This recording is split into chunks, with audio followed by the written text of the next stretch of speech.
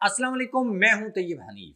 دوستو، آپ کو پہلے روز ہی یہ بتایا تھا کہ سائفر کیس ہو یا عدت کے دوران نکاح کا کیس ہو یا پھر توشہ خانہ کا کیس ہو، یہ سب کے سب کیسز جب اسلام آباد ہائی کورٹ میں جائیں گے یہ سب اڑا کر رکھ دیے جائیں گے۔ یہ ایک بہت بڑی ڈیولپمنٹ ہوئی ہے اسلام آباد ہائی کورٹ میں، لیکن سائفر کا جو کیس ہے یہ کیس بنایا تھا رانا ثناء اللہ نے، اور اب رانا ثناء اللہ صاحب بھی ایک بڑی مشکل میں پھنسنے جا رہے ہیں، کیونکہ اس کیس کو جو اب ڈگنگ کی گئی، اس کی چیزیں دیکھی گئیں، تو اس کے بعد چیف جسٹس صاحب نے کیا کہا یہ تو ہم دیکھیں گے،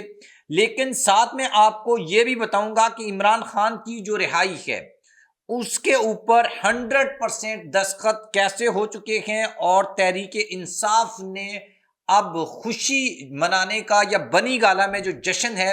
وہ کیوں اس وقت کیا جا رہا ہے، اور عمران خان صاحب کب تک جیل سے نکل آئیں گے، ایک اندر کی ڈیولپنگ سٹوری ہے جو آپ کے ساتھ شیئر کریں گے۔ آپ میرے چینل کو سبسکرائب کر لیں، بیل آئیکن کو پریس کر لیں، جو لوگ ہمیں فیس بک کے اوپر دیکھتے ہیں ویڈیو کو لائک اور شیئر ضرور کریں۔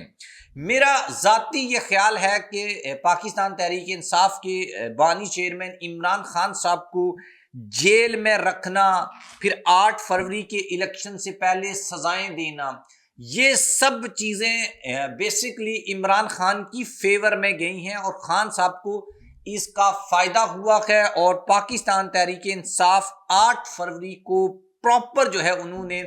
کے پی کے اور پنجاب میں کراچی میں کلین سویپ کیا، اور لوگوں نے پی ٹی آئی کو ووٹ ڈالے، تو جو ان کیسز کو سزائیں دے کر، جلدی میں سزائیں دے کر، 9 10 11 بجے تک ٹرائل چلا کر جو سزائیں دی گئی تھی ان سے تو ایک وہ مقاصد حاصل نہیں ہوئے تھے، لیکن دوسری طرف ہوا یہ کہ اب جن لوگوں نے یہ کیسز بنائے اور اتنے بونڈے طریقے سے یہ کیسز بنائے، اب وہ خود اسلام آباد ہائی کورٹ کے کٹہرے میں کھڑے ہیں اور ان کے پاس کوئی جواب نہیں ہے۔ اس وقت پریشر میں آ کر اسکرپٹ رائٹر کے کہنے کے اوپر یا جیسے تیسے بھی سیاسی فوائد حاصل کرنے کے لیے اس وقت لوگوں نے بنائے، اور اس میں کچھ بیوروکریسی کے لوگ بھی استعمال ہوئے، لیکن اب ان کی شامت آ چکی ہے۔ میں صرف آپ کے سامنے 3 پوائنٹس رکھوں گا جو امپورٹنٹ پوائنٹس ہیں جو یہاں پر اٹھائے گئے ہیں، پھر عمران خان کی بریت کی بات کریں گے، اور پھر ہم بتائیں گے کہ خان صاحب کی رہائی جو ہے وہ کب تک ممکن ہے۔ سب سے پہلے تو سائفر کیس جو ہے اس میں ریمانڈ بیک نہیں ہو سکتا، ایک تو یہ بڑی کلیئرٹی ہے۔ دوسرا یہ ہے کہ پروسیکیوشن ایف آئی اے چونکہ اس میں براہ راست پروسیکیوشن کر رہا ہے، ایف آئی اے کا بنایا ہوا یہ کیس ہے، اور رانا ثناء اللہ کے کہنے کے اوپر یہ بنایا گیا تھا کیونکہ وزارت داخلہ کے انڈر ایف آئی اے آتا ہے، تو پروسیکیوشن کو بار بار موقع دیا گیا، لیکن وہ اپنا کیس کیس میں سزا ہونا یا یہ چیزیں تو بہت دور کی بات ہیں، صرف ابھی تک یہ عدالت میں یہ بھی نہیں بتا سکے کہ یہ فوجیداری کیس ہے، یہ وائٹ کرمنل کیس ہے، ہارڈ کرمنل کیس ہے، یہ ابھی تک پروسیکیوشن یہی نہیں بتا سکی یہ کیس کون سا ہے۔ آگے تو چھوڑ دیں آپ، اب رانا ثناء اللہ صاحب جو ہیں ان کو اسلام آباد ہائی کورٹ میں طلب کرنا چاہیے تاکہ پتہ لگایا جا سکے کہ رانا ثناء اللہ نے کس کے کہنے کے اوپر اتنا جو یہ بونڈا کیس بنایا ہے جس کا کوئی نہ تو سر ہے اور نہ کوئی اس کا پاؤں ہے۔ بیسک جو اس میں نقطہ میں نے شاید کل کی ویڈیو میں بھی آپ کو بتایا تھا کہ پاکستان تحریک انصاف کے چیئرمین اور سابق وزیر خارجہ وائس چیئرمین عمران خان نے ایک سازش تیار کی تھی، اور جناب یہ سازش جو ہے یہ 28 مارچ کو تیار کی گئی تھی بنی گالہ میں، لیکن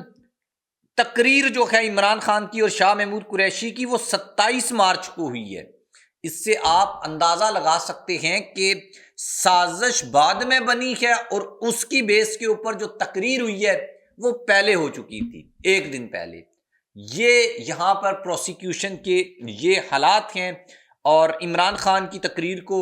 ججز نے سیاسی تقریر کہا، اور شاہ محمود قریشی کا تو بولا کہ یار یہ تو 4 لائنیں بولنے پہ آپ نے بندے کو 10 سال قید کی سزا سنا دی ہے۔ اس کے بعد اچھا یہ اس کا ٹرائل جو ہے اس کے اوپر بھی سوالات اٹھتے ہیں. ایک تو یہ ہے کہ یہ پوچھا گیا کہ آپ یہ بتائیں کہ کس بے چینی میں آپ نے رات کے 9 بجے تک ٹرائل چلایا اور پھر آپ نے لیٹ نائٹ جا کر ٹرائل کورٹ نے سزا دی عمران خان صاحب کو، اور اسلام آباد ہائی کورٹ جو ہے اس کے جو ججز ہیں اس نے بیسیکلی استغاثہ کے جو لوگ تھے ان سے یہ پوچھا. ایک تو حق جرا جو ہے وہ ختم ہو گیا تھا پاکستان تحریک انصاف کے چیئرمین کا، جو کہ ان کے حق کی حق تلفی تھی. یہ چیزیں بھی آپ کو بتائی تھیں اس وقت، میں نے شاید آپ کو بتایا بھی تھا کہ اصل میں جو ججز تھے مبینہ طور کے اوپر یہ کہا جاتا ہے کہ جس طریقے سے ارشد ملک صاحب جن کی ڈیتھ ہو گئی، انہوں نے خودکشی کر لی تھی، ان کے اوپر پریشر تھا اور پھر انہوں نے سزا سنا دی. پھر بعد میں کسی سے ان کی ملاقات ہوئی، کہا کہ یار سزا سنانا اس وقت مجبوری تھا، لیکن میں نے کیس کو ایسے چلایا ہے، ایسے اس میں نقاط چھوڑ دیے ہیں کہ جو آپ کو اپر کورٹ یا اسلام آباد ہائی کورٹ میں جا کر ہیلپ آؤٹ کریں گے، اور نواز شریف بری ہو گئے. تو بالکل یہ بھی اسی کیس کی ایک فوٹو کاپی ہے کہ ججز نے اتنے بڑے بلنڈر اس میں چھوڑے ہوئے ہیں. ایون یہ کہ یہ کیس بنا کیوں، یہی مطلب کسی کی سمجھ میں نہیں آ رہا. اس کے بعد جو اسلام آباد ہائی کورٹ کے چیف جسٹس ہیں انہوں نے ایک تو یہ پوچھا کہ 5 اکتوبر 2022 کو کس نے اس کیس کی انکوائری شروع کی. اچھا یہاں پر رانا ثناء اللہ کا نام آئے گا اور دستاویزات عدالتی ریکارڈ پر بھی موجود نہیں ہیں. اس کے بعد پروسیکیوشن نے کہا کہ ڈی جی ایف آئی اے کی ہدایت پر انہوں نے تحقیقات شروع کی تھی، اور اس کیس کا جو ہے پوچھا گیا کہ یار یہ ہارڈ کرمنل ہے یا وائٹ کالر کرائم ہے، اور اس کے اوپر بھی کوئی جواب نہیں تھا. پھر اسلام آباد کے چیف جسٹس جو ہیں انہوں نے یہ کہا کہ شاید یہ اپنی نوعیت کا ایک الگ کیس ہو اور یہ ایک ہائبرڈ ٹائپ کا کیس ہے جس کے بارے میں کسی کو کچھ بھی سمجھ نہیں آ رہا کہ یار یہ کیسا کیس ہے. اس کے بعد پاکستان تحریک انصاف کے چیئرمین عمران خان جو ہیں ان کو لانگ مارچ میں توڑ پھوڑ کیس میں بری کر دیا گیا ہے. یہ بیسیکلی 2 کیسز تھے. جوڈیشنل مجسٹریٹ کی عدالت میں خان صاحب کو بری کیا، وکیل نعیم پنجوتا، سردار معروف اور آمنہ ایڈوکیٹ آمنہ جو ہیں یہ عدالت میں پیش ہوئے، اور عمران خان صاحب کو بلانے کی بات بھی کی گئی. پھر عمران خان صاحب کو ڈیفینیٹلی پیش نہیں کیا جا سکتا، ایشوز ہیں، مسئلے مسائل ہیں. پی ٹی آئی کے وکلاء نے کہا کہ ان کو بلانا چاہیے، لیکن آ جا کر یہ ہوا کہ یہ کیس جو ہے وہ ختم ہو گئے. 2 یہ کیسز ختم ہو گئے. ٹوٹل آپ کو پتہ ہے خان صاحب کے اوپر جو کیسز ہیں، اور اس میں بڑے کیسز جن میں سزا ہوئی ہے وہ بھی آپ کے سامنے ہیں. اس میں سب سے تگڑا کیس سائفر کیس تھا، جس میں یہ کہا جا رہا تھا کہ یار اس میں تو خان صاحب کو کچھ تو لوگ جو ہے وہ پتہ نہیں ان کا کیا مائنڈ سیٹ تھا، لیکن وہ تو پھانسی کی باتیں کر رہے تھے، عمر قید سزا کی باتیں کر رہے تھے کہ یار پتہ نہیں کیا ہو گیا ہے. لیکن عدالت یہ کہہ رہی ہے کہ یہ کیس بنا کیوں ہے،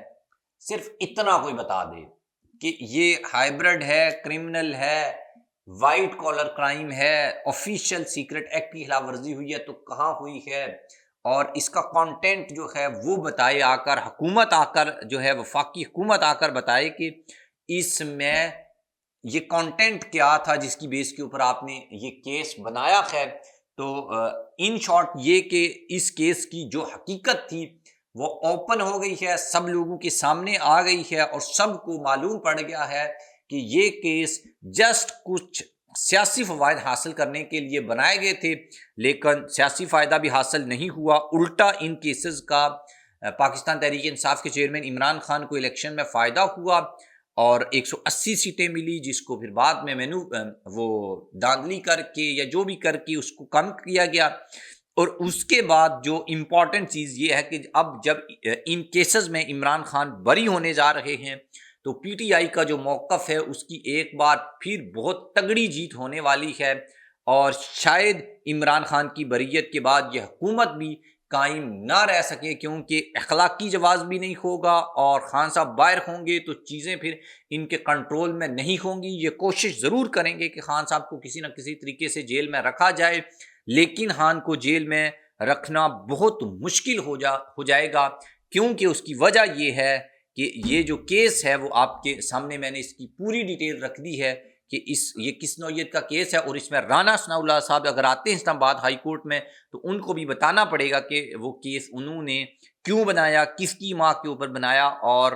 اس کا کانٹینٹ بیسیکلی کیا تھا. آپ بھی اس کے بارے میں لکھیے گا کامنٹ باکس میں. اللہ حافظ.